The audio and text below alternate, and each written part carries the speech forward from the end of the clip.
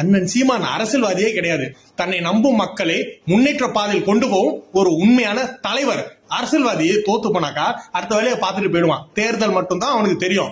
ஆனா ஒரு நல்ல தலைவனுக்கு தோத்தாலும் ஜெயிச்சாலும் தான் மக்களை விட்டு கொடுக்காம அவங்கள பார்த்துக்கிற கம்பீரத்தோட இருக்கிறதா உண்மையான தலைவன். நான் பார்த்த வரைக்கும் அண்ணன் சீமான் உண்மையான நல்ல தலைவர். அவர் கூட இருக்கிறவங்களும் அவரை நம்பி இருக்கிற அருமையான தொண்டர்கள். இவன் நாம் தமிழர் கட்சிக்காரன்டா, அதனாலதான் இத்தனை நாள் இப்படி பேசியிருந்தா நீங்க நினைக்கிறீங்களா? ஐயா, நான் நாம் தமிழர் கட்சியோ இந்த கட்சியும் கிடையாது. நான் வந்துட்டு தமிழன், ஒரு பச்சை தமிழன்.